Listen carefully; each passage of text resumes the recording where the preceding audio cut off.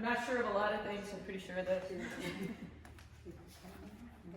She's sitting in the front seat and the car was toward me. Nice softball sitting. Nice job. Little step, yeah, very nice. Little step forward. Now we got the back up so you can hold. Poke, poke, poke, right there. Beautiful. Beautiful, beautiful, beautiful. And see how proximate? And now we get to watch the heavy reinforcement at tide 1 and the release at tide 1, which I think is my preference for an off-leash switch.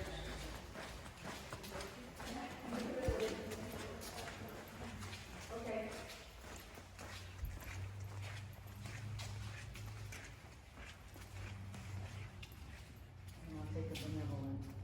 Yep.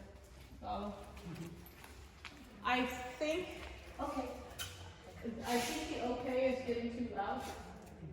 So watch it. If we have to do one more, I would be tempted to leash. Instead of say okay, hold and see if she'll turn to match your hold. Most will. Good. Rotate toes. Good. Rotate toes. Step. Good. Now wait. Step. Don't say anything. Just hold here. And see if she'll arc into you. Now turn to receive her. Because see, when you didn't follow her into that space, she gave it up. And so still doing that. Yep. Yep, no, there's nothing wrong with experimenting, but it is sort of slaying you right now. Can you see the concern? Yep. Yep. So when someone asked me what would your leash length be in here, and I said 8 feet, there's not a lot of tolerance for separation in here. Ignore.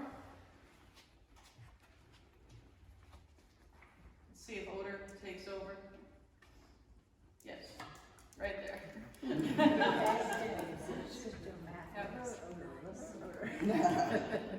Odor's probably catching on her camera because she's been standing there. That or there was treats and expectations. And we had to get a little stress off because that was stressful for them to be discombobulated like that. Follow? Good. Good, good. Nice.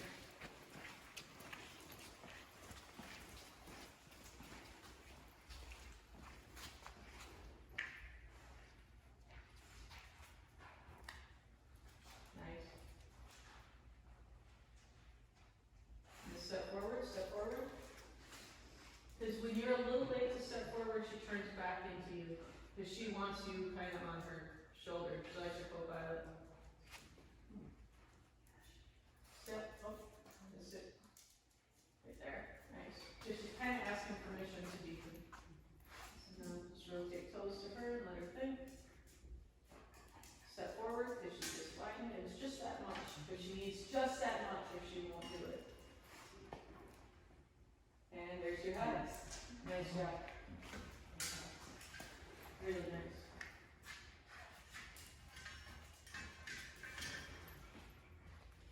Find more or whatever your language is. Oh.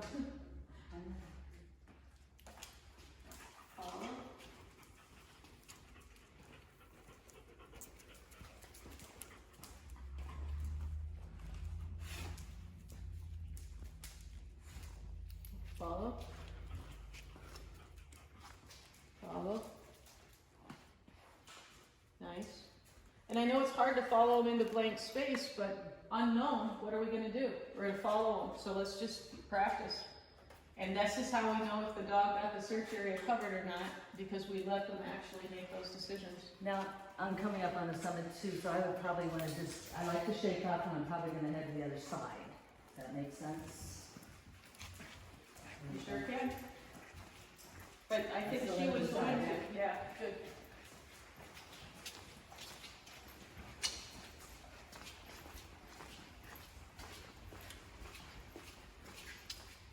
And that's time. Nicely done. Very nice. Very nice. Yeah, but go ahead and follow. Because what happened on this one isn't that we didn't get it, it was that the verbal broke it. Right there. Nice. The verbal killed it. Yeah, it did. And so it's good to see that. But those verbal cues when they go out of bounds are so much louder than leash restraint. Yeah. Yep. So It tells me I'm gonna do off leash. Yeah. You go on leash like I always do. yeah. We're Now, a team. So if we rewind the tape, when we looked at these two search areas, I said that for me as a handler, I would have run that one off leash because there weren't a lot of visual line issues and there wasn't a lot of space that would compel the dog to go that was out of bounds.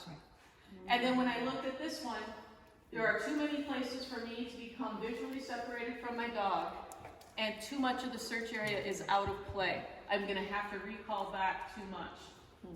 The other thing that I said, and I don't know who all was there when I said it, is if I have to do 2 recalls, I releash. If I have to call back twice, I releash. Otherwise, the dog gets so frustrated with, hey, come here, hey, come here. I was sort of coaching an elite handler who didn't like, not everybody's brand. And in one elite search, the handler, it was like a 4-minute search, the handler did 11 recalls. Oh, wow. And when I told the handler that you cannot, long-term, have success on 11 recalls, I got told how much better off-leash searching was. That's fine, we don't have to agree. But 11 recalls in a 4-minute search that's shocking. I mean, that isn't searching anymore. You're That is surprised to see recall Vicky, weren't exercises. you? So He did. 2 My is buddy. sort of my tolerance. If I am going to go off leash, my personal preference, get them to hide 1, feed, find more. Why hide 1? If we let the dog go at the door, there's a large subset of dogs that'll do a yeehaw run out and then come in and start searching. I don't want an excessive, meaningless yeehaw run out. And so, like my idiotic Golden, if we get her to hide 1 and we show her the money, there is no run out in the search. If we release her at the door, it's tail tuck for a lap or 2 before she wakes up and starts searching. I'd like to get rid of that because that's where dogs make really bad decisions when they're doing that stupid run out. And so if they were actually working and sorting, I wouldn't care. But most are actually doing let's look at this run out. And so I wouldn't want that if I could control it. The exception, there's always exceptions to the rule.